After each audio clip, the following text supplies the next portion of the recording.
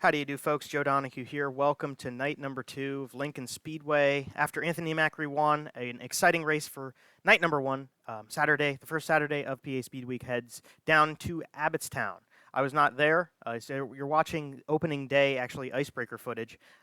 Along with this, I want to accompany it with something actually interesting on the screen, but we'll just get right on into things. We started with hot laps at the very beginning. Brent Marks went fastest, just about 5/100ths of a second faster than Lucas Wolf, who was second fastest, and Freddie Raymer rounded out the top 3 in that session.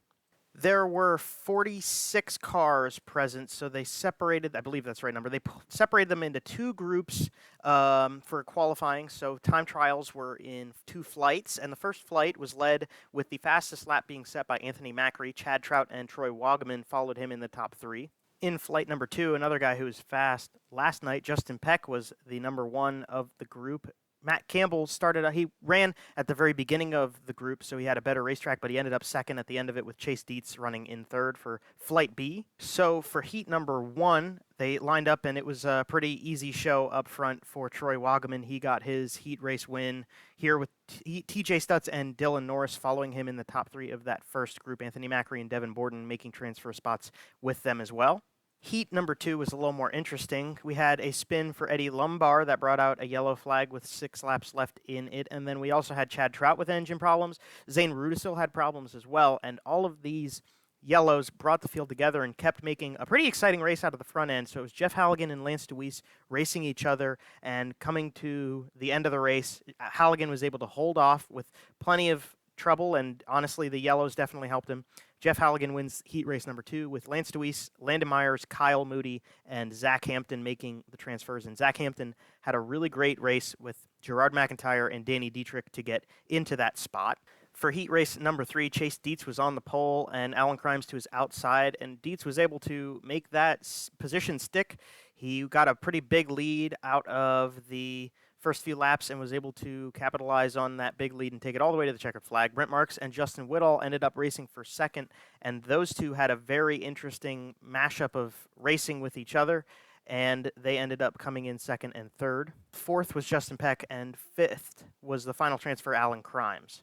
In heat race number 4, Lucas Wolf and Jim Siegel had the front row, and they led the field to the green and stayed out front for those 2 positions. This was a pretty spread out field for this one. We did have a nice little battle between Billy Dietrich and Tyler Ross for the final transfer position, but at the end of it, Lucas Wolf first, Jim Siegel second, Paul McMahon third in the Premier Auto Works car. Freddie Raymer came home fourth, and the final transfer did stick with that 75 of Tyler Ross.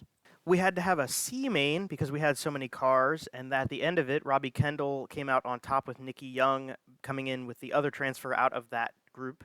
The B main went flag to flag, and the leader of the charge was Chad Trout. He won the B main and transferred. There were 3 other transfers behind him. They were the Dietrich brothers, Billy and Danny, in that order, and then Aaron Bollinger was able to hold on. He was actually running third, but Dietrich made the pass for third, and Bollinger got that final transfer spot.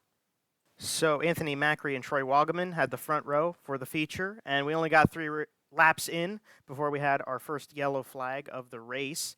There was a big crash on the back straightaway with Landon Myers. Alan Crimes was there, and Justin Whittall was involved in the crash as well. The restart went, and Anthony Macri and Freddie Raymer took the top 2 spots, and they were pretty smooth sailing up front. There was a nice battle for 5th place for a while. Chase Dietz, Brent Marks, and Jeff Halligan were involved in a nice little exciting show for us in the meantime as we ticked the laps down. Lap traffic was also not a problem for Macri, and we went smooth sailing until there were 11 laps to go when we saw the number 35 of Zach Hampton do his obligatory yellow. Open track was no problem on the restart for Anthony Macri as he took a lead with Justin Peck fighting Freddie Raymer for second right on that restart. And after that, even with a little bit of lap traffic at the end, nobody could touch him. Anthony Macri wins 2 nights in a row, now at Lincoln with Justin Peck and Brent Marks on the podium as well. On your screen now, you'll see the complete top 10 for the race. And here is your power rankings for the situation that we've acquired here after 2 races of PA Speedweek.